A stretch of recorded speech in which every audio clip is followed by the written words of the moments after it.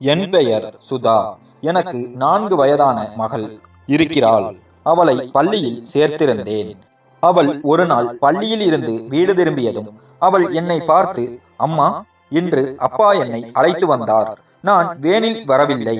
இன்று அப்பாதான் என்னை வீட்டில் விட்டுச் சென்றார் என்றாள்.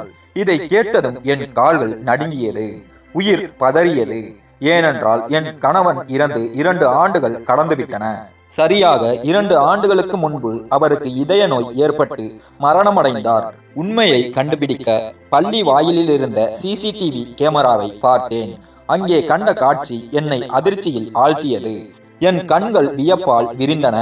என் குழந்தை பருவத்தின் கடுமையான நிழல்கள் இன்றும் என் கண்களில் உயிரோடு இருந்தன. ஒவ்வொரு காட்சியும் என் இதயத்தில் பிளவை ஏற்படுத்தியது. நான் எதையும் மறக்க முடியாது. எனக்கு எல்லாம் நன்றாக நினைவிருக்கிறது. கடந்த காலத்தின் வேதனையான நேரங்களை யாரால் மறக்க முடியும்? அதுவும் துன்பமும் வலியும் தவிர வேறு எதையும் கொடுக்காத காலம். அப்போது எனக்கு வயது 15 ஆக இருந்தபோது என் அம்மா இறந்து விட்டார். என் குடும்பத்தில் 3 பேர் மட்டுமே இருந்தோம். என் அப்பா, அம்மா மற்றும் நான் அவர்களின் அன்புக்குரிய மகள். எனக்கு பிறகு அம்மாவுக்கு மற்ற குழந்தைகள் பிறக்கவில்லை. அம்மா என்னை மிகவும் நன்றாக கவனித்துக் கொண்டார். பின்னர் ஒரு நாள் திடீரென உடல்நிலை கெட்டு அவர் இந்த உலகத்தை விட்டு சென்று விட்டார். இந்த உலகத்தை மட்டுமல்ல, என்னையும் அப்பாவையும் தனியாக விட்டுவிட்டு சென்றார். அல்லது நான் மட்டும்தான் தனியாகி விட்டேன் என்று சொல்லலாம். ஏனெனில் அப்பா அவர் இறந்த பிறகு மறுமணம் செய்து கொண்டார். அவருக்கு ஒரு துணை கிடைத்துவிட்டது. ஆனால் எனக்கு யாரும் இல்லை. அம்மா இறந்தபோது அப்பாவின் கண்களில் கண்ணீர் வந்தது. முதலில் அவர் என்னை மிகவும் அன்பாக நடத்தினார். எல்லாம் சரியாக இருந்தது. அவர் என்னை தன் அருகிலேயே தூங்க வைப்பார். ஆனால் இந்த நேரமும் விரைவில் மறைந்து விட்டது.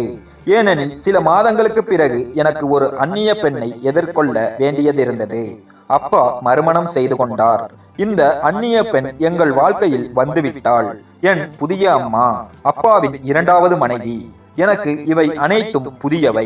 அவள் முதல் முறையாக எங்கள் வீட்டிற்கு வந்தபோது அவளுடைய கண்களில் என்னை பற்றி எந்த அன்பும் இல்லை, எந்த உறவும் இல்லை. நான் அவளுக்கு ஒன்றுமில்லை, ஒரு சுமை மட்டுமே. அவள் என்னை ஒருபோதும் அன்புடன் பார்க்கவே இல்லை. இந்த உண்மை காலப்போக்கில் முழுவதுமாக வெளிப்பட்டது. அப்பா நாளுக்கு நாள் மாறிக்கொண்டே போனார். ஒரு காலத்தில் என்னிடம் அன்பு காட்டிய அவர் 2வது மனைவி வந்த பிறகு அனைத்து கவனத்தையும் அவள் மீதே செலுத்தினார். பிறகு மகளை முற்றிலும் மறந்துவிட்டார் போலிருந்தது. அவரது பார்வையும் அன்பும் என்னிடமிருந்து குறைந்து அந்த பெண்ணின் மீது அதிகமாக இருந்தது. நான் மௌனமாக எல்லாவற்றையும் கவனித்து கொண்டிருந்தேன். அப்பா அவளுடன் சிரிப்பார், அவளுடன் சாப்பிடுவார். இரவுகளில் அவள் அறையில் அவளுடன் அமர்ந்திருப்பார். நான் தனியாக என் போர்வையில் சுருண்டு தூங்குவேன். என் அம்மா ஒருபோதும் என்னை தனியாக விடமாட்டார். அம்மா இறந்த பிறகு அந்த இடத்தை அப்பா எடுத்துக்கொண்டார். ஆனால் அப்பாவுக்கு 2வது திருமணம் நடந்தபோது அவர் என்னை முற்றிலும் தனியாக விட்டுவிட்டார். எனது ஒவ்வொரு விருப்பமும், ஒவ்வொரு ஆசையும், ஒவ்வொரு கண்ணீரும் பயனற்று போயின.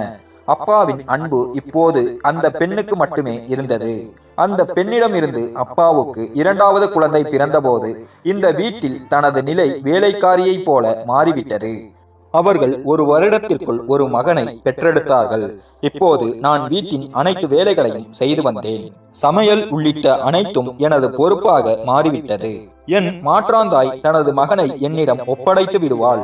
அவளது மகனை கவனித்து இரவு முழுவதும் விழித்திருந்து அவனது அனைத்து வேலைகளையும் செய்தல், பின்னர் நாள் முழுவதும் வீட்டு வேலைகளை செய்தல், இவை அனைத்தும் எனக்கு சாதாரணமாகிவிட்டன. மாற்றாந்தாயின் முகத்தில் எப்போதும் ஒரு விசித்திரமான புன்னகை இருக்கும். ஆனால் அப்பா வீட்டில் இல்லாத போதெல்லாம் அவள் எனது வாழ்க்கையை கஷ்டமாக்கி விடுவாள். அவளது வார்த்தைகள் என் இதயத்தில் அம்புகளாக பாயும். அவள் என்னிடம், நீ மிகவும் துரதிர்ஷ்டமானவள். உன்னுடைய அம்மாவை நீயே விழுங்கிவிட்டாய். நாங்கள் உன்னை இரக்கப்பட்டு வளர்க்கிறோம். இல்லையென்றால் இப்படிப்பட்ட பெண்கள் தெருக்களில் அலைந்து கொண்டிருப்பார்கள் என்று சொல்லுவாள். நான் சிறிய வயதினளாகவும் பலவீனமாகவும் இருந்தேன். ஆனால் இந்த வார்த்தைகளை அமைதியாக சகித்துக் கொண்டிருந்தேன். ஒருமுறை அப்பாவின் முன்பாக மாற்றாந்தாய் பற்றி புகார் செய்ய முயன்றேன். அப்போது அவள் அழுது கொண்டே அப்பாவின் அருகில் அமர்ந்து, பாருங்கள், உங்கள் மகள் என் மீது குற்றம் சாட்டுகிறாள் என்று சொன்னாள். அப்பாவும் என்னை அருகில் அழைத்து, மகளே, ஏன் பொய் சொல்கிறாய் என்று கேட்டார். மாற்றாந்தாய் சொன்னாள், ஆம், இவள் நிறைய பொய் சொல்கிறாள், என் மீது குற்றம் சாட்டுகிறாள், இவளை கட்டுப்பாட்டில் வைக்க வேண்டும், இல்லையென்றால் இவள் நமது பெயரை கெடுத்து விடுவாள் என்று அவள் அதிகமாக அழுததால் அப்பா என் கன்னத்தில் வலுவான அறை விட்டார்.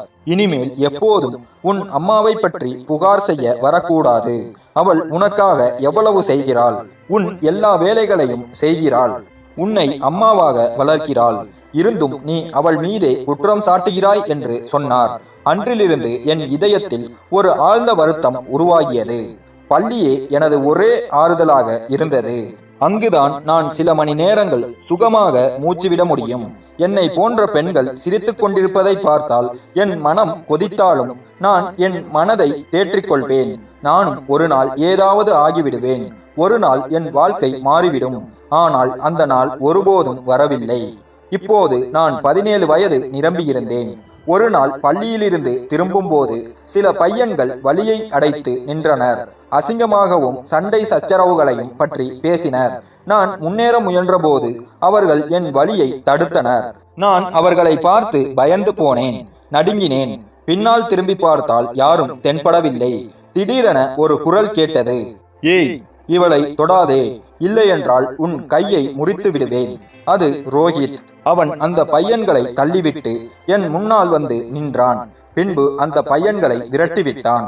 என் கண்கள் அவரையே பார்த்து கொண்டிருந்தன. அவர் என்னை நோக்கி திரும்பிய போது அவர் கண்களில் இருந்த ஒளி என் இதயத்திற்கு ஆறுதல் அளித்தது. நான் கண்களை தாழ்த்தினேன். ஆனால் என் இதயம் முதல் முறையாக ஒரு புதிய துடிப்பை உணர்ந்தது. அன்றிலிருந்து அவர் அடிக்கடி பள்ளி நேரத்தில் என் வழியில் வந்து நிற்பார். ஒரு நாள் என்னை நேரடியாக கேட்டார், நீ எப்படி இருக்கிறாய்? அவர் என்னுடன் பேச ஒரு வாய்ப்பை தேடிக்கொண்டிருந்தார். ஆனால் இப்போது அவரே பேச்சை தொடங்கிவிட்டார். நான் தயங்கி நான் நன்றாக இருக்கிறேன் என்று பதிலளித்தேன். அவர் புன்னகைத்து, நீ எப்போதும் சிரித்துக் கொண்டே இரு, சிரிக்கும் போது நீ மிகவும் அழகாக இருக்கிறாய் என்று சொன்னார். அன்று நான் நாள் முழுவதும் கண்ணாடியில் என்னை பார்த்து கொண்டே இருந்தேன். நான் சிரிக்கும் போது உண்மையிலேயே அழகாக இருக்கிறேனா அல்லது அவர் என்னை கிண்டல் செய்கிறாரா என்று. ஆனால் அனைத்தும் ஒரு கனவாக மாறிவிட்டது. சில நாட்களுக்கு பிறகு என் மாற்றாந்தாய் என்னை எழுப்பி, இன்றிலிருந்து உன் பள்ளி படிப்பு நிறுத்தப்பட்டது, வீட்டு வேலைகளை விரைவாக முடி, துணிகள் குவிந்துள்ளன, பாத்திரங்கள் குவிந்துள்ளன, அவற்றையும் கழுவ வேண்டும், படிப்பு என்ற கனவை விட்டுவிடு, மற்ற வீடுகளுக்கு சென்று வீட்டு வேலைகளை செய்ய வேண்டியதுதான் உன் விதி, படிப்பு அல்ல என்று சொன்னாள். நான் எதையாவது சொல்ல முயன்றேன். ஆனால் அவள் என் முடிகளை பிடித்து இழுத்து சமையலறைக்கு இழுத்துச் சென்றாள். இன்று மாலை உணவு நீதான் சமைக்க வேண்டும் என்று கூறினாள். நான் அழுது கொண்டே இருந்தேன். ஆனால் கட்டாயமாக அனைத்து வேலைகளையும் செய்ய வேண்டி இருந்தது. மாலையில் அப்பா வீடு திரும்பிய போது, இன்று நீ பள்ளிக்கு ஏன் செல்லவில்லை என்று கேட்டார்.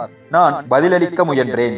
ஆனால் என் மாற்றாந்தாய் முன்பே வந்து, உன் மகள் ஓடிவிட்டாள், தெருக்களில் எங்கெங்கோ சுற்றி கொண்டிருந்தாள், நான் பிடித்து வீட்டிற்கு இழுத்து வந்தேன் என்று பொய் சொன்னாள். அப்பா என்னை கடுமையாக பார்த்தார். என் வார்த்தைகளை கேட்காமல் தன் மனைவியின் பேச்சை நம்பினார். என் முடிகளை பிடித்திழுத்து, நீ என் மகள், இப்படி நடந்து கொள்வதா? நல்ல பெண்கள் இப்படி வெளியே ஓடுவதில்லை. இனி இப்படி செய்தால் இந்த முடிகளில் கத்திரியை வைத்து விடுவேன். இனிமேல் பள்ளிக்கு செல்ல வேண்டாம், படிப்பை நிறுத்து, இதுதான் உன் வாழ்க்கை, வீட்டு வேலைகள் என்று சீறினார். நான் மௌனமாக அழுது கொண்டே இருந்தேன். என்னுள் இருந்த ஒவ்வொரு கனவும் இப்போது துண்டாகி இருந்தது. அன்பும் இல்லை, கல்வியும் இல்லை, வீட்டில் அமைதியும் இல்லை. என் கைகளில் பாத்திரங்கள் மட்டுமே இருந்தன. இதயத்தில் ஒரு சுமை. அது நாளுக்கு நாள் கனமாகிக் கொண்டிருந்தது. ஒரு மாலை காய்கறிகள் வாங்க வெளியே சென்றபோது ரோஹித்தை சந்தித்தேன். சுதா, நீ எங்கே இருக்கிறாய்? நீ ஏன் வெளியே காணவில்லை? நீ நன்றாகத்தானே இருக்கிறாய் என்று கேட்டார். நான் எல்லாம் நன்றாக உள்ளது என்று மட்டும் சொன்னேன். அவர் என் கண்களில் நீரை கண்டு ஏதோ சொல்ல முயன்றார். ஆனால் நான் திரும்பி வந்துவிட்டேன். அன்றிலிருந்து நான் வாழ கற்றுக்கொண்டேன். நேரத்தை எப்படி கடத்துவது என்று எனக்கு புரியவில்லை. ஆனால் ரோஹித் எனக்கு ஒரு நம்பிக்கையாக மாறினார். நான் மனதிற்குள் அவரை பற்றி நினைத்து பார்த்து மகிழ்ந்தேன். அவரை நினைவு கூர்ந்தேன். அவர் அடிக்கடி தெருவின் மூலையில் காத்திருப்பார். அங்கிருந்துதான் பள்ளிக்கு வழி தொடங்கியது. நான் இப்போது பள்ளிக்கு செல்லாவிட்டாலும் அவர் எனக்காக காத்திருப்பார். ஒரு நாள் நான் தைரியம் செய்து அங்கு செல்ல தொடங்கினேன். ஒருவேளை என் இதயத்திற்கு உறுதியளிக்க விரும்பினேன், இன்னும் எல்லாம் முடியவில்லை என்று. நான் இன்னும் சுவாசிக்க முடியும். அவர் என்னை பார்த்து புன்னகைத்தார். சுதா, இந்த உலகம் உன்னை போன்ற பெண்களுக்காக உருவாக்கப்படவில்லை. ஆனால் நாம் இந்த உலகத்தை நம்மை போல மாற்றுவோம். நீ என் கையை பிடித்துக்கொள் என்று சொன்னார். நான் உண்மையிலேயே அவரது கையை பிடித்தேன். நேரம் கடந்து சென்றது. எங்கள் காதலுக்கு 1 வருடம் நிரம்பியது. ரோஹித்தின் வயது என்னை விட 3 வயது அதிகம். அவருக்கு 20 வயது. இதுவரை என் மாற்றாந்தாய்க்கு இது தெரியவில்லை. நான் வீட்டு வேலைக்காக வெளியே செல்லும் போது ரோஹித்தை சந்திப்பதை பற்றி. எங்கள் அந்தரங்கமான காதல் இதுவரை வெற்றிகரமாக இருந்தது. அவர் என்னை ஒவ்வொரு இடங்களுக்கும் அழைத்து செல்வார். ஒவ்வொரு சந்திப்பிலும் நாங்கள் சிறிய சிறிய கனவுகளை நினைப்போம். எங்கள் எதிர்காலத்தை பற்றி சிந்திப்போம். அவர் சொல்வார், ஒரு நாள் எனக்கு சொந்த வீடு இருக்கும், நாம் திருமணம் செய்து நம் குழந்தைகளுடன் சந்தோஷமாக இருக்கலாம் என்று சொன்னார். நானும் இதை கேட்டு மகிழ்ச்சியாய் இருந்தேன். ஆனால் ஒரு நாள் நான் எப்போதும் பயந்து கொண்டிருந்தது நடந்துவிட்டது. நானும் ரோஹித்தும் பூங்காவின் ஒரு மூலையில் அமர்ந்திருந்தோம். நான் அவருடைய தோளில் தலையை சாய்த்திருந்தேன். அவர் ஒரு திரைப்பட நாயகனை போல. நான் ஒரு சிறிய வணிகத்தை எப்படி தொடங்க விரும்புகிறேன் என்று விளக்கிக் கொண்டிருந்தேன். திடீரென என் முகத்தில் ஒரு வலுவான அறை விழுந்தது. நான் திகிலுடன் பார்த்தபோது அவள்தான் என் மாற்றாந்தாய். அவளுடைய கண்கள் இரத்தம் கக்குவது போல இருந்தன. அவள் என் கையை பிடித்து இழுத்தாள். மிகவும் பலமாக இழுத்ததால் நான் தரையில் விழுந்தேன். அவள் கத்தினாள், நாங்கள் உன்னை இப்படி வளர்த்தோமா? நீ தெருக்களில் உட்கார்ந்து சிறுவர்களுடன் அலைந்து திரியவா? நீ எங்கள் மரியாதையை மண்ணோடு மண்ணாக்கி விட்டாய். இங்கிருந்து முதலில் எழுந்திரு என்றாள். உடனே ரோஹித் முன்னால் நகர்ந்து ஏதோ சொல்ல முயன்றார். அவர் ஏதோ சொல்ல முயன்ற போது என் மாற்றாந்தாய் அவரை கடுமையாக பார்த்து, உன்னை போன்ற பையன்கள் தான் இப்படிப்பட்ட பெண்களை வழி தவற வைக்கிறார்கள்.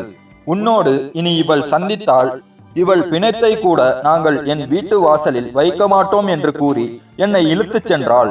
நான் நடுங்கும் கால்களால் அவர்களுடன் நடந்தேன். அவள் என்னை இழுத்துக் கொண்டு போனாள். வழியில் எல்லோரையும் கூப்பிட்டு, பாருங்கள் நண்பர்களே, எங்கள் மானத்தின் எதிரியை பாருங்கள். இந்த கீழ்த்தரமான தெருவில் அலைந்த பெண்ணை பாருங்கள். யாருக்காக நாங்கள் இடம் கொடுத்தோம், ஆதரவு கொடுத்தோம், வளர்த்தோம். இப்போது அவள்தான் எங்கள் அவமானத்திற்கு காரணம் என்று கத்தினாள். வீட்டை அடைந்ததும் அவள் கதவை மூடி என்னை உள்ளே தள்ளிவிட்டாள். அப்பா சோபாவில் அமர்ந்திருந்தார். மாற்றாந்தாய் கூறினாள், வாழ்த்துக்கள், உங்கள் அருமை மகள் வெளியே சிறுவர்களுடன் காதல் களியாட்டம் செய்து கொண்டிருந்தாள். இவளை வீட்டில் வைத்திருந்ததே நம் தவறு. இப்போது இவளை வெளியேற்றுங்கள் அல்லது நாம் வெளியேறுவோம் என்றாள். அப்பா ஒரு வார்த்தை கூட சொல்லாமல் தனது செருப்பை என் பக்கம் எறிந்தார். பிறகு கத்தினார், என் வீட்டிலிருந்து வெளியேறு. நான் நினைக்கவே இல்லாதவர்களாக மாறிவிட்டாய். என் மானத்தை தூள் தூளாக்கிவிட்டாய். இங்கிருந்து போ. இனி உன் முகத்தை கூட பார்க்க விரும்பவில்லை என்றார். நான் தரையில் உட்கார்ந்து அழுது கொண்டிருந்தேன். மாற்றாந்தாய் என் கூந்தலை பிடித்து, இப்போது சொல், எங்கெல்லாம் சென்றாய், யார் யாரை சந்தித்தாய், எல்லாவற்றையும் தெரிந்து கொள்வோம் என்று கேட்டாள். நான் கத்தினேன், நான் எதுவும் செய்யவில்லை. நான் அவருடன் வெறும் பேச்சு மட்டும்தான் பேசினேன் என்று கூற அவள் சிரித்துக் கொண்டே கூறினாள், ஓ அப்படியா? தினமும் பூங்காவில் பேச்சு, சிறுவர்களின் தோளில் தலையை வைத்துக் கொண்டு பேச்சு. மக்கள் சொல்வது சரிதான், அம்மா இல்லாத பெண் கட்டுப்பாடற்றவளாகிறாள் என்றாள். நான் அழுது கொண்டிருந்தேன். என் கண்களுக்கு முன்னால் ரோஹித்தும் அவரது தாயும் எங்கள் வீட்டு முன் நின்று கொண்டிருந்தன. அவர்களை பார்த்ததும் என் மூச்சு தடைபட்டது. நான் விரைந்து மாடிக்கு ஓடினேன். மாற்றாந்தாய் அவர்களை ஒரு முறை பார்த்துவிட்டு, ஓ சகோதரி, எல்லாம் நலமா? இன்று எப்படி எங்கள் வாசல் நினைவுக்கு வந்தது என்று கிண்டலாக கேட்டாள். ரோஹித்தின் தாய் மெதுவாக கூறினார், சகோதரி, நான் ரோஹித்தின் தாய். இவர் என் மகன் ரோஹித். நான் உங்கள் மகளுக்கு இவரை மணமுடிக்க வந்திருக்கிறேன். நீங்கள் சம்மதித்தால் இந்த விஷயத்தை முன்னேற்றலாம் என்றார். நான் மகிழ்ச்சியடைந்தேன். ரோஹித் தைரியம் காட்டி உடனடியாக தன் தாயுடன் என் வீட்டிற்கு வந்திருந்தார். ரோஹித்தின் தாயின் வார்த்தைகள் முடியவில்லை. என் மாற்றாந்தாய் சிரித்துக் கொண்டே தொடங்கினாள், ஓஹோ என்ன வேடிக்கை! இந்த தெருவோடி பெண்ணுக்கா திருமணம்? இவளை எத்தனை முறை பூங்காவில் சிறுவர்களுடன் பார்த்திருக்கிறோம் என்றாள். இதை கேட்டதும் ரோஹித்தின் தாய்க்கு சற்று கோபம் வந்தது. அவர் கூறினார், சகோதரி, நீங்கள் தவறாக புரிந்து கொள்கிறீர்கள். என் மகனின் நோக்கம் தூய்மையானது. அவர் எனக்கு எல்லாவற்றையும் சொல்லியிருக்கிறார். அவர் சுதாவுடன் மரியாதையாக வாழ விரும்புகிறார். அவளை ஏற்றுக்கொள்ள விரும்புகிறார் என்றார். என் மாற்றாந்தாயின் வார்த்தைகள் கசப்பாக இருந்தன. பாருங்கள், நாங்கள் கண்ணியமான குடும்பம். உங்கள் மகன் தினமும் எங்கள் வீட்டு வாசலில் சுற்றி கொண்டிருக்கிறான். ரோஹித் தலையை உயர்த்தி பார்த்து, அத்தை, நான் சுதாவை காதலிக்கிறேன். நாங்கள் இருவரும் ஒருவருக்கொருவர் சம்மதித்து விட்டோம். உங்கள் அனுமதி மட்டுமே தேவை என்றார். மாற்றாந்தாய் உடனடியாக குறுக்கிட்டு, வீண் பேச்சை நிறுத்து. உன்னை போன்றவர்கள் காதல் செய்ய மாட்டார்கள். பெண்ணை வழி தவற வைப்பீர்கள். சுதா அப்பாவி, நீ அவளை உன் வலையில் சிக்க வைக்கிறாய் என்றார். ரோஹித்தின் தாய் மீண்டும் மென்மையாக கூறினார், சகோதரி, எங்கள் நோக்கம் கெட்டதாக இருந்தால் நாங்கள் திருமணத்தை பற்றி பேச வரமாட்டோம். அப்போது அப்பாவின் குரல் எழுந்தது, போதும், நிறைய கேட்டுவிட்டேன். என் வீட்டிலிருந்து வெளியேறுங்கள். நான் என் மகளை எந்த தெருவில் திரியும் பையனுக்கும் மணமுடிக்க மாட்டேன் என்றார். நான் மாடியில் நின்று கொண்டிருந்தேன். என் கைகள் நடுங்கின. இதயம் துடிப்பதை நிறுத்தியது போல் இருந்தது. மாற்றாந்தாயின் குரல் மீண்டும் எதிரொலித்தது, இன்னும் கேளுங்கள். இந்த பையன் மீண்டும் சுதாவை நெருங்கினால் நாங்கள் அவளை போலீசிடம் ஒப்படைத்து விடுவோம் என்றார். ரோஹித் என் பக்கம் ஒரு முறை பார்த்தார். என் கண்கள் கண்ணீரில் நிறைந்திருந்தன. அவர் தன்னை கட்டுப்படுத்திக் கொண்டு தலையை கவிழ்த்தவாறு தன் தாயின் கையை பிடித்து வீட்டை நோக்கி நடந்தார். நான் கீழே வர முடியவில்லை. கால்கள் தரையில் ஓடிக்கொண்டது போல் இருந்தது. அப்பாவின் கோபம் ஆகாயத்தை தொடுவது போல் இருந்தது. அவர் உள்ளே வந்தவுடன் என் மேல் அதிக கோபத்துடன் இருந்தார். சுதா எங்கே இருக்கிறாள்? வெளியே வா என்றார். நான் சுய நினைவுக்கு வந்து கீழே ஓடினேன். என் கால்கள் நடுங்கின. ஆனால் முகத்தில் தெளிவாக இருந்தது. நான் எந்த தவறும் செய்யவில்லை. அப்பா, நீங்கள் என் பேச்சை கேளுங்கள். நான் எதுவும் தவறு செய்யவில்லை என்றேன். அவர் என்னை பார்த்தவுடன் ஒரு அறை விட்டார். அதன் எதிரொலி கடுமையாக இருந்தது. மாற்றாந்தாய் கூறினாள், நீ எங்கள் மரியாதையை மண்ணோடு மண்ணாக்கிவிட்டாய். இந்த வீட்டின் தலையை குனிய வைத்து விட்டாய். உனக்கு என்ன குறைச்சல் இருந்தது? சிறுவர்களுடன் சுற்றித் திரிந்தாய். கண்ணீர் மல்க நான் கூறினேன், அப்பா, அவர் ரோஹித். அவர் மரியாதையாக திருமண முயற்சி செய்தார். என்னை மணக்க வந்தார். உடனே மாற்றாந்தாய் கத்தினாள், மரியாதையாகவா? எல்லாவற்றிற்கும் ஒரு வரம்பு உண்டு. எல்லோர் முன்னிலையில் அவமானப்படுத்திவிட்டு இப்போது மரியாதையாக வந்தார் என்கிறாயா? நான் உங்கள் இருவரையும் பூங்காவில் பார்த்தபோது அதை என்னால் சொல்ல முடியாது. எனக்கே வெட்கமாக இருக்கிறது. அவர் கைகளில் நீ சாய்ந்து கொண்டிருந்தாய். இந்த நாளை பார்க்காமல் நான் ஏன் செத்து போகவில்லை? அன்று அப்பா மீண்டும் என்னை அறைந்தார். நான் ஏதோ சொல்ல முயன்றேன். ஆனால் அவர் என்னை நிறுத்திவிட்டு கூறினார், இனி நான் உன் வாயிலிருந்து ஒரு வார்த்தை கூட கேட்க மாட்டேன். இன்றிலிருந்து அந்த பையன் இந்த வீட்டிற்கு அருகே கூட வந்தால் நினைவில் வைத்துக்கொள், நான் உன்னை கொன்று விடுவேன். என் காதுகளில் ஒரே ஒரு வார்த்தை மட்டும் எதிரொலித்தது, நீ என் மரியாதையை மண்ணோடு மண்ணாக்கி விட்டாய். நான் மௌனமாக நின்றேன். உள்ளூர அழுது கொண்டிருந்தேன். எல்லாவற்றையும் சொல்ல வேண்டும் என்று தோன்றியது. ஆனால் அமைதியானேன். கண்களில் மட்டும் கண்ணீர் வழிந்தது. மாற்றாந்தாய் அடுத்த நாளே திருமண புரோக்கரை அழைத்தார். சத்தமான குரலில் கூறினார், எப்படியாவது இன்றே இவளுக்கு திருமணத்தை நிச்சயம் செய்துவிடு. கருப்பாக இருந்தாலும், கால்கள் ஊனமாக இருந்தாலும், வயதானவனாக இருந்தாலும், எதுவாக இருந்தாலும் சரி, இவளுடைய பிடிவாதங்களை இனி நான் தாங்க மாட்டேன். இவள் எங்கள் மரியாதையை கெடுத்துவிட்டாள். இவளை இனி எங்கள் வீட்டில் அதிக நாள் தங்க வைக்க முடியாது என்றாள். திருமண புரோக்கர் என்னை பார்த்து, பெண் முகத்தில் நல்ல அமைதியாக இருக்கிறாளே என்றாள். உடனே மாற்றாந்தாய் கோபத்தோடு கூறினாள், சிறுவர்களுடன் பூங்காவில் சுற்றி திரியும் ஒருத்தி அமைதியாக இருப்பாளா? இவள் வாய் மூடிக்கொள்ளலாம், ஆனால் கண்களும் செயல்களும் எல்லாவற்றையும் பேசுகின்றன. நான் தலை குனிந்து உட்கார்ந்தேன். என் இருப்பே எனக்கு எதிராக சாட்சியளிப்பது போல் இருந்தது. 2 நாட்களுக்கு பிறகு ஒரு பெண்மணியும் ஒரு ஆண்மகனும் எங்கள் வீட்டிற்கு வந்தனர். அவர்கள் வெளியூரில் இருந்து வந்திருந்தனர். அவர்கள் திருமணத்தை பற்றி விவரித்தனர். அவர் மிகவும் நல்லவர், அனாதை மற்றும் புத்திசாலி. அவர் கஷ்டப்பட்டு சம்பாதிக்கிறார். கல்வியறிவும் உள்ளவர். அவருக்கு எந்த கெட்ட பழக்கமும் இல்லை. வெறும் ஏழை, தாய் தந்தை இல்லாதவர். நீங்கள் சம்மதித்தால் நாளைக்கு திருமணத்தை நடத்திவிடலாம் என்று கூறினார். அப்பா ஒரு கணம் என் பக்கம் பார்த்தார். உடனே மாற்றாந்தாய் குறுக்கிட்டு, எங்களுக்கு எந்த ஆட்சேபனையும் இல்லை, இந்த திருமணத்திற்கு நாங்கள் சம்மதிக்கிறோம், விரைவில் திருமணத்தை நடத்திவிடுங்கள் என்றால் நான் மறுப்பு சொல்ல முயன்றேன். ஆனால் குரல் தொண்டையில் அடைத்துக் கொண்டது. நான் அறைக்குள் சென்று கதவை மூடினேன். ஒரு வெற்று காகிதத்தையும் பேனாவையும் எடுத்தேன். இதயத்திலிருந்து வார்த்தைகள் காகிதத்தில் வழிந்தோடின.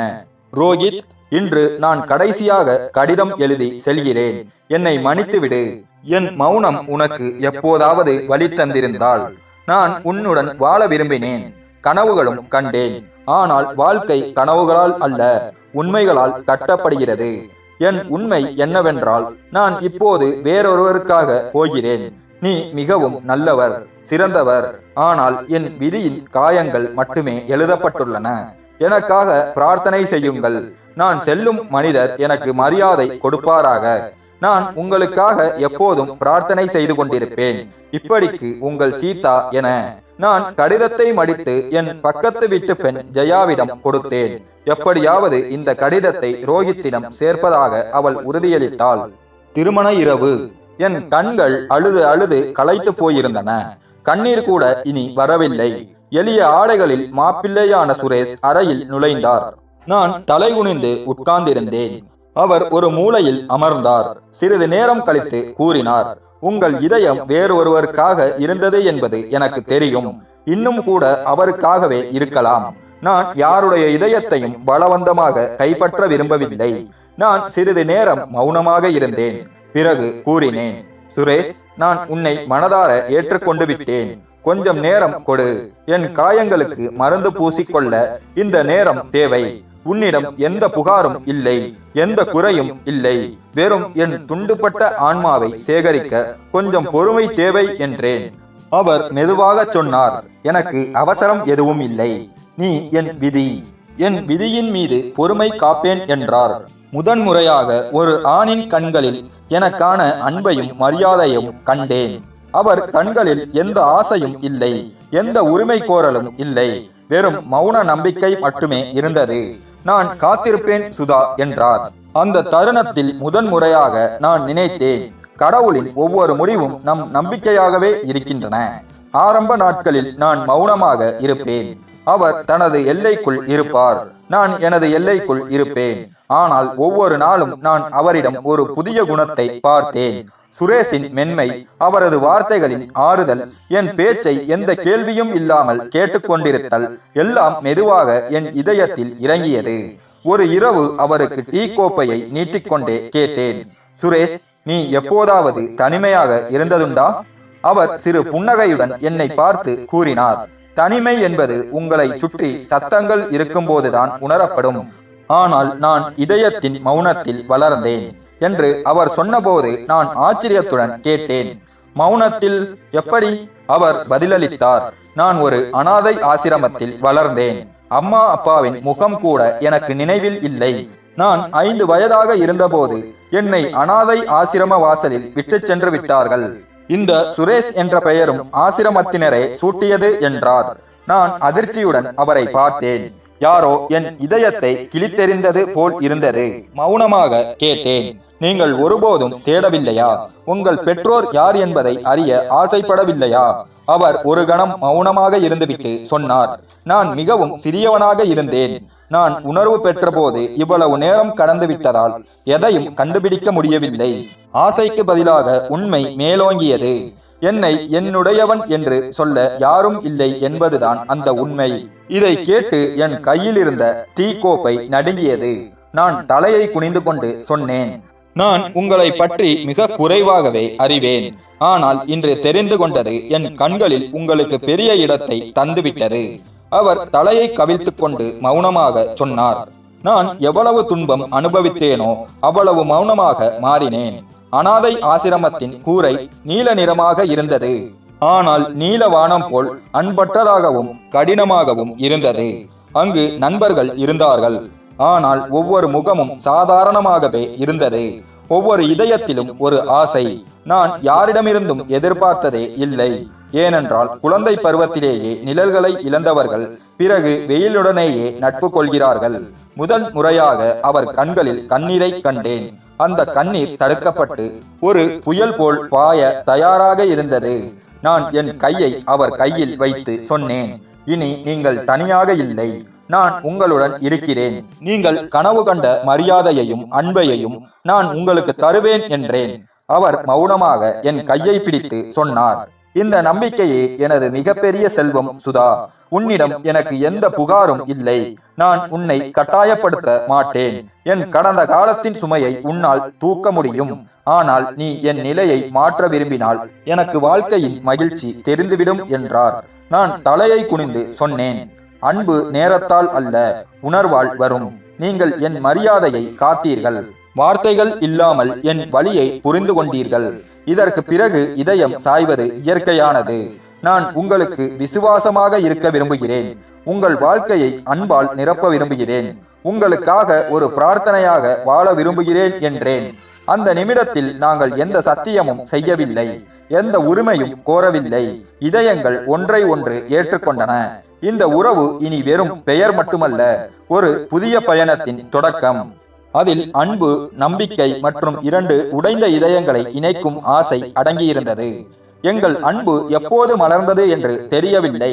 ஒவ்வொரு உணர்வும் வார்த்தைகளில் இல்லாமல் இருந்தது. வாக்குறுதிகள் பேசாமலேயே செய்யப்பட்டன. ஒவ்வொரு இரவும் தூக்கத்திற்கு முன் பகிர்ந்து கொண்ட பேச்சுக்கள், நெற்றியில் தவழ்ந்த அமைதி, காலையில் விழித்தவுடன் கண்களில் மின்னிய எண்ணங்கள், பிரதிபலிப்புகள் எல்லாம் மிகவும் மென்மையாகவும் முழுமையாகவும் இருந்தது. வாழ்க்கை இந்த எல்லைக்குள் நிலைத்துவிட்டது போல் இருந்தது. அடுத்த மாதமே எங்கள் வாழ்க்கையில் அந்த மகிழ்ச்சி வந்தது. என் உள்ளே ஒரு புதிய வாழ்க்கையின் மனம் பரவியிருந்தது. நான் கர்ப்பமாக இருந்தேன். இந்த செய்தி என் உள்ளத்தில் இருந்த வெறுமையை மகிழ்ச்சியால் நிரப்பியது. சுரேஷ் இதை கேட்டபோது ஒரு கணம் மௌனமாக இருந்தார். பிறகு என் மடியில் தலை வைத்து, என் மூச்சு நின்றுவிட்டது போல் இருக்கிறது, மகிழ்ச்சியால், பயத்தால், நம்பிக்கையால் என்றார். சுதா, இனி நான் உன்னிடம் மட்டுமல்ல, உங்கள் இருவரிடமும் அன்பு வைக்கிறேன் என்று கூறினார். அந்த நாட்களில் அவர் என்னை எங்கும் தனியாக அனுப்ப மாட்டார். வேலைக்கு போனாலும் சாப்பிட்டாயா, சரியாக மூச்சு விடுகிறாயா என்று தொடர்ந்து அழைத்து கேட்பார். நான் சிரித்தால் என் மகன் சிரிக்கும் அம்மாவிடமிருந்து பிறப்பான், அழுகின்ற அம்மாவிடமிருந்து அல்ல என்று கூறுவார். நான் பெண்ணாக இருக்குமோ என்று கேட்பேன். அவர் சிரித்து, எதுவாக இருந்தாலும் உன்னை போலவே இருக்க வேண்டும், நீ அதன் அம்மா, இதுவே எனக்கு பெருமை என்பார். 9வது மாதத்தில் என்னை மருத்துவமனைக்கு அழைத்துச் சென்ற போது அவர் என் அருகில் அமர்ந்திருந்தார். என் விரல்களை பிடித்துக் கொண்டு தொடர்ந்து பிரார்த்தனை செய்து கொண்டிருந்தார். அவர் கூறினார், சுதா, இன்று எனக்கு முதன்முறையாக பயமாக இருக்கிறது. உங்கள் இருவரின் பாதுகாப்புக்காக பிரார்த்திக்கிறேன். நீங்கள் பிழைத்திருக்க வேண்டும் என்றார். பிறகு அந்த தருணம் வந்தது. என் மகள் என் மார்பில் சுவாசித்துக் கொண்டிருந்தாள். சுரேஷின் கண்களில் இருந்து கண்ணீர் தொடர்ந்து வழிந்து கொண்டிருந்தது. அவர் என் நெற்றியை முத்தமிட்டு, இந்த தருணம் என்றும் மறக்க முடியாது சுதா, நான் இன்று முழுமை அடைந்து விட்டேன் என்றார். எல்லாம் நன்றாக இருந்தது. வாழ்க்கை அன்பால் நிரம்பிய வட்டத்தில் சுழன்று கொண்டிருந்தது. அந்த வட்டத்தில் எங்கள் இருவரின் கனவுகளும் இருந்தன. பிறகு திடீரென ஒரு இரவு அவரது நெஞ்சில் வலி ஏற்பட்டது. சுதா, இதயத்தில் ஏதோ குத்துவது போல் இருக்கிறது என்றார். உடனே என் உயிர் பறந்தது. உடனே அவரை மருத்துவமனைக்கு அழைத்துச் சென்றேன். வழி நெடுகிலும் அவர் என் கையை பிடித்து, என் மகளுக்கு கவனம் வைத்துக்கொள், அவள் உன்னை போல வலிமையாக வளர வேண்டும், உன்னை போலவே உலகத்தை தன் கைகளில் தாங்க வேண்டும், எனக்காக காத்திருக்காதே என்று சொல்லிக்கொண்டே இருந்தார். நான் அழுதேன், கத்தினேன். ஆனால் அவரது கை என் கையிலிருந்து நழுவியது. ஒரு மௌனம் பரவியது. அது என் உள்ளுணர்வில் இறங்கியது. அது ஒருவேளை என் வாழ்நாள் முழுவதும் மறையாது. மருத்துவமனையின் வெள்ளை படுக்கையில் அவரது உடல் அசைவற்று கிடந்தது. ஆனால் அவரது பிடி இன்னும் என் இதயத்தில் வலுவாக இருந்தது. சில நாட்களே கழிந்தன. என் கண்ணீர் கூட வறண்டிருக்கவில்லை. தொலைபேசி அடித்தது. மாற்றாந்தாயின் குரல், உன் கணவன் செத்து போனான் என்று கேள்விப்பட்டேன். இனி இங்கே திரும்பி வரும் கனவு காணாதே. உன்னை திருமணம் செய்து எங்கள் கடமையை முடித்துவிட்டோம். இனி நீயும் உன் குழந்தையும் எங்களை நெருங்காதே என்றாள். நான் மௌனமாக இருந்தேன். என் மனதில் நினைத்தேன், நான் ஏன் திரும்பிச் செல்ல வேண்டும்? அங்கு எனக்காக என்ன எஞ்சியுள்ளது? என் மீதான குற்றச்சாட்டுகள் தவிர வேறு எதுவும் இல்லை. என் மகளை என் மார்போடு அணைத்துக் கொண்டு உட்கார்ந்திருந்தேன். வாழ்க்கை இனி என்னை எங்கு அழைத்துச் செல்லும் என்று யோசித்தேன். ஆனால் ஒன்று மட்டும் உறுதி, நான் சுரேஷின் மகளை யாருக்கும் தலை தாழ்த்தாது நேருக்கு நேர் பார்க்கும் ஒரு பெண்ணாக வளர்ப்பேன். என் மகளை அணைத்துக் கொண்டு என் கண்களுக்கு முன்னால் என் உலகம் சிதறுண்டு விழுவதை பார்த்து கொண்டிருந்தேன். முதலில் சில நாட்களில் எதுவும் புரியவில்லை. சாப்பிடுவதை பற்றியோ உடை பற்றியோ கவலைப்படவில்லை. என் மகள் சரண்யாவை மடியில் வைத்துக் கொண்டு சுரேஷின் கடைசி வார்த்தைகளை மீண்டும் மீண்டும் நினைத்துக் கொண்டிருந்தேன். என் மகளை உன்னை போல வலிமையாக வளர வேண்டும். நான் என்னையே சொல்லிக் கொண்டிருந்தேன். இனி என் மகள் பலவீனப்பட முடியாது. சுதா, இந்த குழந்தை உன்னை உடைந்து விழுந்ததை பார்க்க முடியாது. பிறகு காலத்துடன் நான் மீண்டும் நிலைக்க வந்தேன். துணிகளை தானே துவைக்க ஆரம்பித்தேன். சமையலும் செய்ய தொடங்கினேன். மகள் மடியில் இருக்கும் இதயத்தில் வலி இருக்கும். இப்படியே ஒவ்வொரு கதவையும் தட்டி மக்களிடமிருந்து கற்றுக்கொண்டேன். ஒரு பழைய தையல் இயந்திரம் வாங்கி வீட்டு பெண்களிடம் சொன்னேன், உங்கள் குழந்தைகளின் துணிகளை என்னிடம் தைத்துக் கொள்ளுங்கள், குறைந்த விலைக்கு எடுத்துக்கொள்கிறேன், நல்ல வேலை செய்கிறேன் என்று. முதலில் ஒரு 2 பெண்கள் மட்டுமே வந்தனர். ஒருத்தி ஒரு துப்பட்டா கொடுத்தாள், இன்னொருத்தி ஒரு பாவாடை தைக்க கொடுத்தாள், வேறொருத்தி சுதா அக்கா, உங்கள் தையல் மிகவும் நேர்த்தியாக இருக்கிறது என்று பிளவுஸ் தைக்க கொடுத்தாள். நான் மௌனமாக வேலை செய்தேன். நாட்கள் இப்படியே ஓடின. இரவு பகலாக தையல் வேலை. எனக்கு காலநிலை மாற்றங்கள் கூட தெரியவில்லை. இயந்திர ஊசியில் சிக்கிய கனவுகளுடன் 4 வருடங்கள் கடந்துவிட்டன. சரண்யா 4 வயது ஆகியிருந்தாள். பின் தைரியத்துடன் அவளை அருகிலுள்ள பள்ளியில் சேர்த்தேன். அட்மிஷன் படிவத்தில் பெயர் எழுதும்போது கை துடித்தது. தந்தையின் பெயர் எழுதும்போது கடைசி காட்சி கண்முன்னே வந்தது. அவரது நடுங்கும் கை. என் மகள் உன்னை போல வலிமையாக வளர வேண்டும் என்ற கடைசி வார்த்தைகள். கண்ணீரை துடைத்து படிவத்தை சமர்ப்பித்தேன். சரண்யாவின் சிறிய கையை பிடித்து பள்ளியின் வாசலில் நிறுத்தினேன். அவள் என்னை பார்த்து, அம்மா, நான் தினமும் பள்ளிக்கு வருவேனா இல்லையா என்று கேட்டாள். நான் தலையை ஆட்டி, ஆம் கண்ணே, நீ தினமும் பள்ளிக்கு வருவாய், படிப்பாய், முன்னேறுவாய் என்றேன். இப்படியே என் மகள் பள்ளிக்கு சென்றாள். பள்ளியின் முதல் நாளில் நான் வாசலில் நின்று கொண்டிருந்தேன். அவளது கடைசி வகுப்பு முடியும் வரை காத்திருந்தேன். அவள் வெளியே வந்தபோது மகிழ்ச்சியாக இருந்தாள். அம்மா, ஆசிரியர் என்னை மிகவும் புத்திசாலி என்று சொன்னார் என்று கூறினார். பிறகு ஒரு தினசரி வழக்கம் உருவானது. நான் அவளை தயார் செய்வேன், தையல் எந்திரத்தில் அமர்வேன். அவள் பள்ளிக்கு சென்று திரும்பி வந்து நாள் முழுவதும் நடந்ததை சொல்வாள். அன்று சரண்யா பள்ளியிலிருந்து வந்தபோது அவள் முகத்தில் ஒரு விசித்திரமான புன்னகை இருந்தது. காலணிகளை கலற்றிவிட்டு குறும்புத்தனமாக என் அருகில் வந்து அமர்ந்தாள். நான் இயந்திரத்தை நிறுத்தி, என்ன விஷயம், என் மகள் இன்று ஏன் இவ்வளவு மகிழ்ச்சியாக இருக்கிறாள் என்று கேட்டேன். மெதுவாக சொன்னாள், அம்மா, உங்களுக்கு தெரியுமா, இன்று அப்பா என்னை பார்க்க வந்திருந்தார் என்றார். உடனே என் கையில் இருந்த நூல் கீழே விழுந்தது. இதய துடிப்பு ஒரு கணம் நின்றது போல் இருந்தது. பதற்றத்துடன் கேட்டேன், என்ன சொல்கிறாய்? அவள் அப்பாவி குரலில் பதிலளித்தாள், ஆமாம் அம்மா, அப்பா வந்திருந்தார். பள்ளியின் வாசலில் நின்று கொண்டிருந்தார். நான் விடுமுறை நேரத்தில் வெளியே வந்தபோது சரண்யா கண்ணே என்று கூப்பிட்டார். பிறகு என் அருகில் வந்து நான் பெரியவளாகி விட்டதாக சொன்னார். உனக்கு ஓவியம் வரைய தெரியுமா என்று கேட்டார். நான் இல்லை என்றேன். அவர், நான் உனக்கு கற்றுத்தருகிறேன் என்றார். நான், அம்மா கோபப்படுவார்கள் என்றேன். அவர், இல்லை கண்ணே, இது நம்முடைய ரகசியம் என்றார். மகளின் பேச்சை கேட்டு நான் திடீரென அவளது கையை பற்றினேன். சரண்யா, அவர் உன்னை தொட்டாரா என்று கேட்டேன். அவள் சிரித்துக் கொண்டே, இல்லை அம்மா, அவர் வெறும் பேச்சு மட்டும்தான் பேசினார், சிறிது நேரம் பேசிவிட்டு போனார் என்றாள். நான் மிகவும் கலங்கிவிட்டேன். முழு நாளும் அமைதி இழந்தேன். மறுநாள் காலை சரண்யாவுடன் அவளது பள்ளிக்கு சென்றேன். பள்ளியின் வாசலில் நின்ற காவலரிடம் கேட்டேன், இங்கு யாராவது அந்நியர் வந்து குழந்தைகளுடன் பேசினாரா? அவர் சொன்னார், இல்லை மேடம், எல்லோரும் பெற்றோர்கள்தான். நீங்கள் யாரை பற்றி கேட்கிறீர்கள்? நான் பதில் சொல்லாமல் நேராக முதல்வரின் அறைக்கு சென்றேன். கதவை திறந்து, நான் சரண்யாவின் தாய், மிக முக்கியமான விஷயம் பேச வந்திருக்கிறேன். பள்ளியின் வாசலில் சிசிடிவி காட்சியை பார்க்க முடியுமா என்றேன். அவர் ஆச்சரியத்துடன் என்னை பார்த்து, என்ன நடந்தது, எங்களால் உதவ முடியுமா என்று கேட்டார்.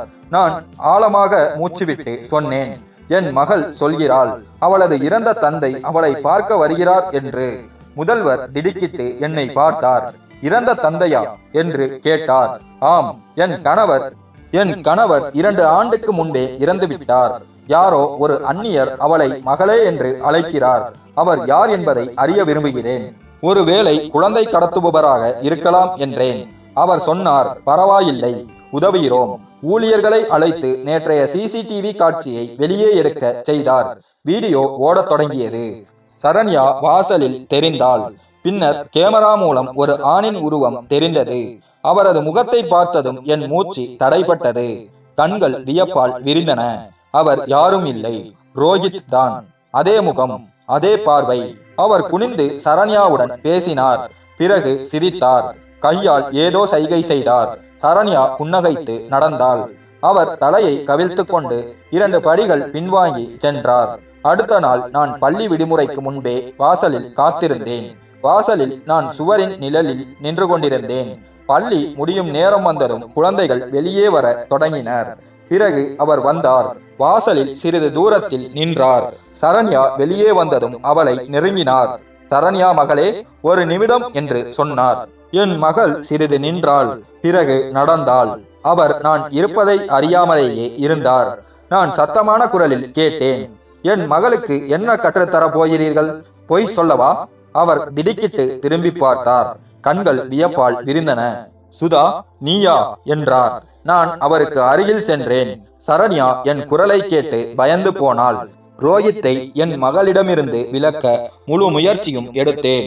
ஆனால் சரண்யாவின் பிடிவாதமும் அவரது தொடர்ச்சியான கோரிக்கைகளும் என்னை சோர்வடைய செய்தன. ஒரு நாள் நானே நினைத்தேன், இந்த மனிதன் என் மகளிடம் சந்திக்க விரும்பினால் எவ்வளவு காலம் சந்திக்கிறான், எப்போது சோர்வடைவான் என்று பார்ப்போம். அன்று நான் எதுவும் சொல்லாமல் என் மகளை கட்டாயமாக வீட்டிற்கு அழைத்துச் சென்றேன். ஆனால் என் மகள் தொடர்ந்து அவரை சந்தித்துக் கொண்டே இருந்தாள். ரோஹித் சோர்வடையவே இல்லை. அவர் தினமும் பள்ளிக்கு வந்தார். சில நாட்கள் சரண்யாவுக்கு வண்ணங்கள் கொண்டு வருவார். சில நாட்கள் சாக்லேட்டுகள் மற்றும் பொம்மைகள். வேறு சில நாட்கள் அவருக்கு பிடித்தமான புத்தகங்களை கொண்டு வருவார். சரண்யா மகிழ்ச்சியில் துள்ளிக் கொண்டிருந்தாள். பல ஆண்டுகளுக்கு பிறகு தன் அடையாளத்தை கண்டுபிடிப்பது போல் நான் உணர்ந்தேன். அவர் என் மகளுக்கு எப்படி நடந்து கொள்வது என்று அறிந்தார். அவளது அப்பாவி கேள்விகளுக்கு ஆறுதலாகவும் அன்பாகவும் பதிலளித்தார். அவளது நடத்தையை புரிந்து கொள்வார். ஒரு நாள் சரண்யா சொன்னாள், அம்மா, அப்பா சொல்கிறார், நீங்கள் அனுமதித்தால் அவர் நம்மை ஐஸ்கிரீம் சாப்பிட அழைத்துச் செல்வார் என்று. நான் ஒரு கணம் என் மகளின் கண்களை பார்த்தேன். அவள் மிகவும் மகிழ்ச்சியாக இருந்தாள். ரோஹித்துடன் அவளுக்கு மிகவும் பிடித்திருந்தது. அவள் ஐஸ்கிரீம் சாப்பிட கேட்கவில்லை, கோரிக்கை முன்வைத்தாள். என் மகளின் மாசற்ற மகிழ்ச்சியை கண்டு நான் சம்மதித்தேன். நாங்கள் மூவரும் பூங்காவில் ஒரு பெஞ்சில் அமர்ந்திருந்தோம். சரண்யா கையில் அவளுக்கு பிடித்தமான ஐஸ்கிரீம் இருந்தது. அவள் மகிழ்ச்சியாக சாப்பிட்டுக் கொண்டிருந்தாள். ரோஹித் ஒரு டிஷ்யூ எடுத்து அவளது கைகளை துடைத்தார். பிறகு என் பக்கம் பார்த்தார். அந்த பார்வையில் எந்த உரிமையும் இல்லை, ஒரு கேள்வி மட்டுமே இருந்தது. நான் முகத்தை திருப்பிக் கொண்டேன். அவர் மெதுவாக சொன்னார், சுதா, நான் உன்னிடம் பேச விரும்புகிறேன். நான் சொன்னேன், சரண்யாவின் முன்னால் அவளை குழப்பும் எதையும் சொல்லாதே. அவர் தலையை கவிழ்த்துக் கொண்டு சொன்னார், நான் உன் கணவரின் இறுதி சடங்குக்கு வந்திருந்தேன். பின்னால் நின்றேன். முன்னால் வர தைரியம் இல்லை. தூரத்தில் இருந்து உன் முகத்தை பார்த்தேன். அந்த முகத்தில் அமைதி இருந்தது. நீ பலதரப்பட்டு இறுதியாக அடைந்த அமைதி. நான் உன் கணவனாக இருக்க முடியவில்லை, உன் வாழ்க்கையில் இணைய முடியவில்லை. நான் திடுக்கிட்டு ரோஹித்தை பார்த்தேன். சொன்னேன், இப்படி திடீரென திரும்பி வருவது என் வாழ்க்கையை எவ்வளவு குழப்பத்தில் ஆழ்த்துகிறது தெரியுமா? சரண்யா உன்னை அப்பா என்று அழைக்கிறாள். நீ எப்போது மீண்டும் போய்விடுவாய் என்று எனக்கு தெரியாது. அவர் உடனே சொன்னார், நான் போகவில்லை சுதா. நான் இனி எப்போதும் உங்களுடன் இருக்க விரும்புகிறேன். உன்னையும் உன் மகளையும் கவனித்துக் கொள்ள விரும்புகிறேன்.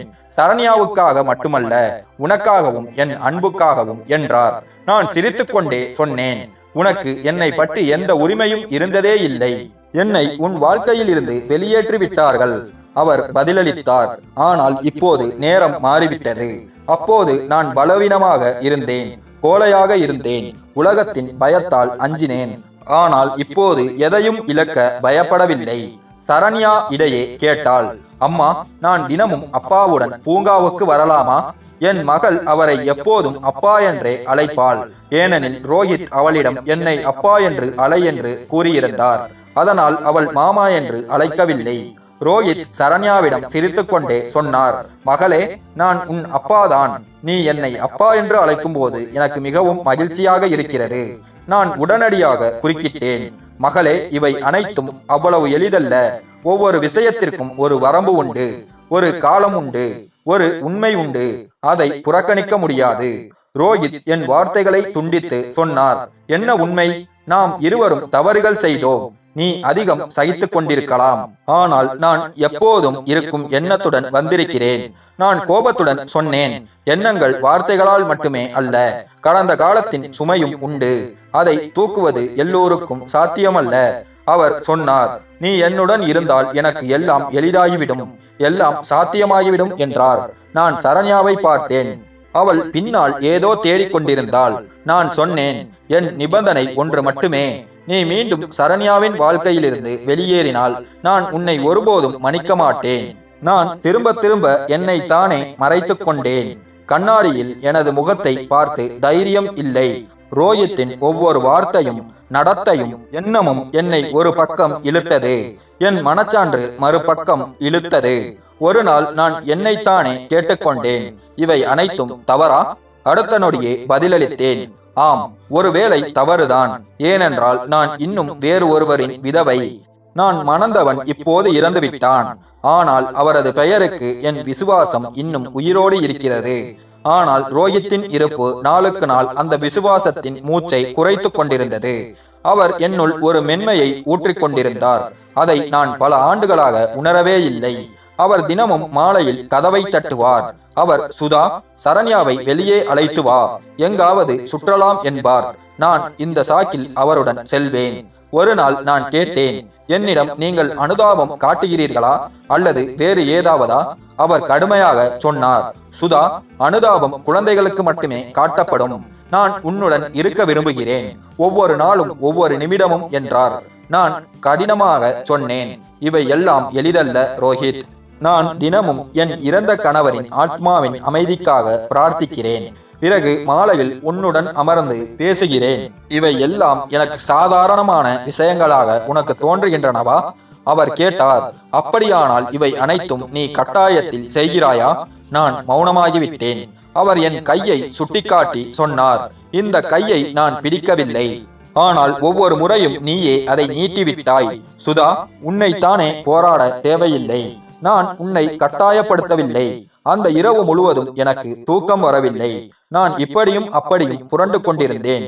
என் கணவரின் நினைவுகள், அவருடைய வார்த்தைகள், அவருடன் கழித்த ஒவ்வொரு கணமும் ஒரு திரைப்படம் போல் என் கண்களுக்கு முன்னால் சுழன்று கொண்டிருந்தன.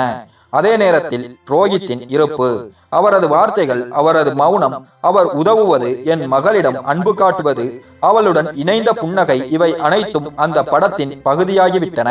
காலையில் ஜன்னல் வழியே வெளியே பார்த்து கொண்டே நானே நினைத்தேன், நான் உண்மையிலேயே பெரிய பாவம் ஒன்று செய்து கொண்டிருக்கிறேனா? மீண்டும் வாழ்வதற்காக உரிமையை நான் இழந்து விட்டேனா? சரண்யா என்னிடம் வந்து கட்டிப்பிடித்துக் கொண்டு சொன்னாள், அம்மா, அப்பா சொன்னார், இன்று அவர் நம்முடன் சாப்பிடுவார். நீங்களும் ஒருமுறை அவரிடம் சொல்லுங்களேன், நீங்களும் அவர் நம்முடன் தங்கிவிட வேண்டும் என்று விரும்புகிறீர்கள் என்று. நான் அவள் முகத்தை பார்த்தேன். கண்களில் மகிழ்ச்சி தெரிந்தது. பல ஆண்டுக்கு பிறகு. ஆனால் இதயத்தில் ஒரு குழப்பம் கூச்சலிட்டுக் கொண்டிருந்தது. நான் தவறு செய்கிறேன் என்று. நான் அவளை தூக்கி அணைத்துக் கொண்டு கேட்டேன், மகளே, ஒருவரின் மகிழ்ச்சியில் மற்றொருவரின் துன்பம் மறைந்திருந்தால் அந்த மகிழ்ச்சி உண்மையானதாக இருக்குமா? அவள் சொன்னாள், அம்மா, ஒருவரின் துன்பத்தை பகிர்ந்து கொண்டால் 3 பேரின் மகிழ்ச்சி திரும்பி வந்துவிடுமே. அது உண்மைதானே அம்மா? நான் அவளை அன்புடன் தழுவினேன். இதயத்தில் ஒரு ஆழமான மூச்சு விட்டேன். ரோஹித் வந்தபோது நான் அவரை பார்த்தேன். அவர் ஏதோ சொல்ல போனார். நான் குறுக்கிட்டு சொன்னேன், சில நேரங்களில் இதயத்தின் கதவில் அமர்ந்திருக்கும் ஒரு விருந்தாளி, அவர் ஒரு விருந்தாளி மட்டுமே என்று நாம் நினைப்பதால் திரும்பி அனுப்பப்படுகிறார். ஆனால் உண்மையில் அவர் அங்கேயே தங்கிவிட வந்திருக்கலாம். அவர் கேட்டார், அந்த விருந்தாளி கதவை தட்டாமல் வெறுமனையே அங்கேயே அமர்ந்திருந்தால்? நான் சொன்னேன், அப்படியானால் அவர் மனதளவில் அவமானப்படுத்தப்பட்டிருக்கலாம். அவர் புன்னகைத்துக் கொண்டே கேட்டார், சுதா, நான் உள்ளே வரலாமா? நான் ஒரு கணம் யோசித்தேன். பிறகு சொன்னேன், இப்போது ஒருவேளை தாமதமாகிவிட்டது. ஏனென்றால் நீங்கள் ஏற்கனவே உள்ளே வந்துவிட்டீர்கள். நான் ஏற்றுக்கொள்வதற்கு நேரம் எடுத்துக்கொள்கிறேன். அவர் பதில் சொல்லவில்லை. அங்கேயே அமர்ந்தார், எங்கும் செல்லாதவர் போல். நான் என் இதயத்தில் என் கணவரின் ஆத்மாவிடம் சொன்னேன், நான் உங்களுக்கு செய்ய வேண்டிய கடமையை செய்துவிட்டேன்.